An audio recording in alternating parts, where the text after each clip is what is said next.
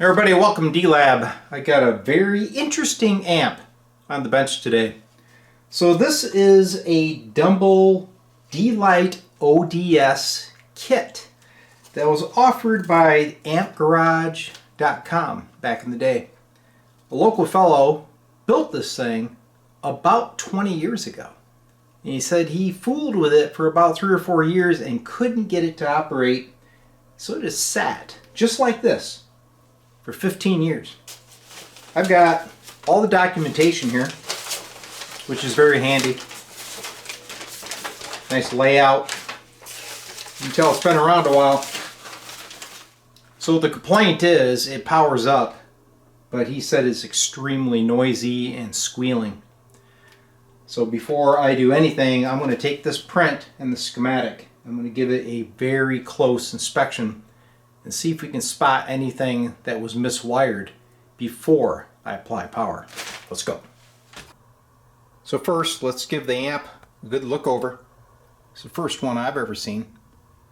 Construction looks really nice. And obviously this was a custom chassis that was made when the kit was offered. The thing I spotted right off the bat is we got those grounds off the back of the pots. This didn't have a brass ground plate, but I'm not really worried about that at this point. I'm just looking for any obvious issues. So before I inspect the bottom side closely, let's take a look at the top, transformers, tubes, etc. Here we are, top side. Output tubes are a pair of JJ 6v6s. I'm assuming this is a line of 12AX7s. Got a Haybor power and output transformer. One thing caught my eye on this output transformer is that area right there. I hope that that was just a problem with the adhesive and that this thing didn't get hot. So in the back there is a speaker impedance switch and test points for bias, which I like. Okay, let's go underside and see if we can find something. Alright, we'll sweep the eyelet board. Very nice, neat construction. I'm not a fan of the multiple grounds, but we'll address that later. Here is the bias pot. Notice it's loose, but that's not going to affect anything. I don't see a negative feedback wire coming off of the speaker jacks, which is cool. I don't use negative feedback. Here is the power supply board. I didn't see the power supply on the schematic. I only saw the signal path, the driver board, and the output tubes. That was kind of odd. But if you look over here, you see the little negative bias board. And something on that board caught my eye immediately. So this is the negative bias board, and this wire here zings over here to the bias pot. Okay, so you should have negative voltage there, which feeds the grids of the output tubes, and that's how you adjust your idle current. So you really got to have negative bias or it can smoke those output tubes, right? So here is the filter cap for the negative bias. But if you look under the negative bias filter cap, you see that diode? That is facing the wrong way. The band should be facing this way so that you get negative voltage. In this configuration, there would be positive voltage, and that's feeding the output tubes. Then I grabbed a meter. I'm looking for the ground on the positive. It's not there. So it looks like all of our problems are on the negative bias board at this point. I'm going to correct that. We'll bring the amp up, make sure that we have variable negative bias, and see if the amp cooperates at that point. All right, corrected the negative bias so the diode's going the right way, and added a ground wire to the filter cap. So now I'm going to pull the output tubes, we'll bring the amp up, make sure we have negative bias present on the grids of the output tube. All right, I'm bringing the amp up on a variac. I have the power on, but standby is off. We don't need high voltage on to verify the negative bias. There it is. It's on one of the tubes. Over here and check the other one. And there's the other one. So yes, we do have negative bias present. So if I'm going up here, There's about 60 volts applied. You can see we got all kinds of negative bias. So I'm going to adjust the bias pot, get that around what it should be for a 6v6, and we'll put in the tubes. Here we go, guys. Bring her up on a variac. I'm watching the current. I'm monitoring across the current shunts going to the 6v6s. So as soon as they warm up, we should start seeing some millivolts. Shooting for around 20-25 millivolts. If anything goes wrong, the variac will protect it. Here comes one. Ooh, still got a bit of a squeaker there.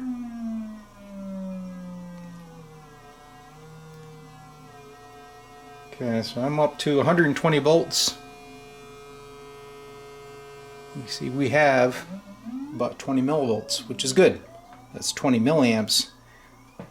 But we got a little police siren going on. Gonna figure out what that is. I've got it powered up to about 115 volts. There's no squeal. So it's either coming from the inverter or one of the preamp tubes. So I'm going to put the inverter back in, pull out the preamp tubes, and see if the squeal comes back. Preamp tubes are out. Inverter tubes in. The squeal returns. So guess what? I was wrong. There was a feedback wire going to the 4-ohm tap. Got all the tubes in. The amp's powered. The squeal is gone. But I also don't hear any hiss from the speaker whatsoever. So more than likely we got something else going on in the preamp path. Okay, really making some headway on this amp. I found that the speaker select switch is open. So now guess what? I got sound. I don't know how we're hearing that squeal before. I think it was ringing off of the output tubes. Well, I replaced that speaker select switch. This is a vintage Central Labs USA switch. Nice and robust. Should do the job. Alright, it's time to put this thing on a scope, see what it looks like. Well, I've got the amp fired up. I'm monitoring the bias, make sure that's staying stable. I'm going to be injecting a tone with this audio generator into a dummy load and monitoring on the scope. So right now the amp is powered, looking at the noise floor with no signal applied. There's 10 millivolts per division. She is super quiet. Bring up the volume on the amp. Let's take a look at the sine wave. Give her a little master. There it is. Vary the frequency. She really looks good. And if I turn on the overdrive, I can play around with those levels. Okay, we're back into the dlite ODS amplifier repair.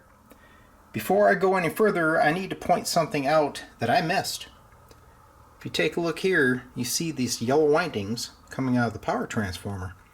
Those are normally 5-volt windings. And I got looking and I was like, why are those going to the 6v6 filaments?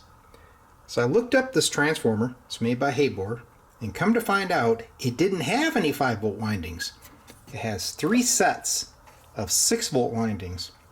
So if you look down here, you see the center taps, and there's the green yellow. That is a center tap for the green filament windings. These yellow ones don't have a center tap, so they should not be going to that tube. I'm really surprised that we're not hearing filament hum, so I need to fix that. So what I'm going to do is land a terminal board, and I'm going to bring the yellow leads over to that, and the green leads will go to the 6v6. The reason I'm putting the yellows on a terminal board is we're going to be using that for a power supply module that drives relay switching for effects. Okay, I got the filament wiring taken care of. Yellow leads are now on this terminal board, and we're going to use that 6-volt winding for a little power supply module that feeds the relay switching board. So the owner had the circuit board with sockets, but he did not have the relays. So I sourced these old stock 5-volt relays for the task. So this board actually will reside here. There's 2 standoffs, and then if you look way down in there, you'll see a couple more standoffs, and that is for the power supply board, which he didn't have. So I built the little power supply board.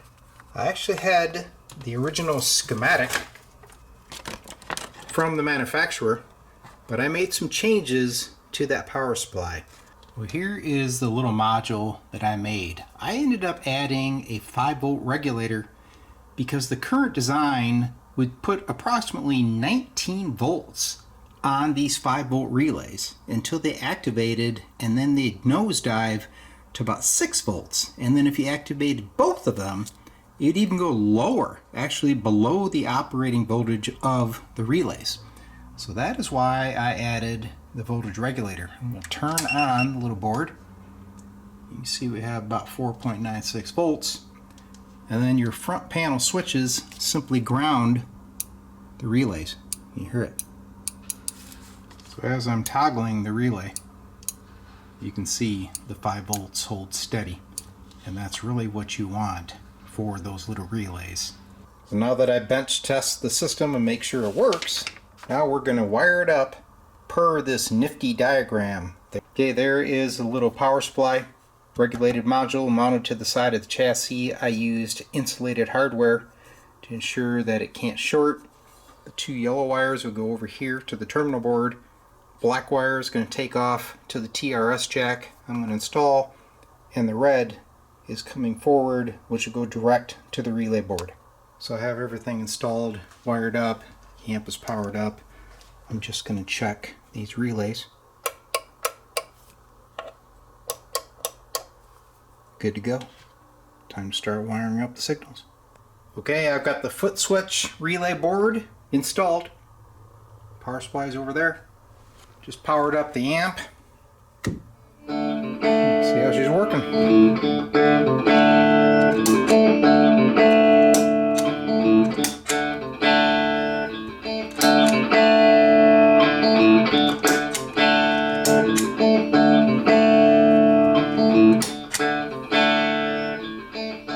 Everything appears fine. Next step, get the owner over here, and he's actually going to play this thing. So get ready for a live performance of the dlite ODS amp at D-Lab Electronics.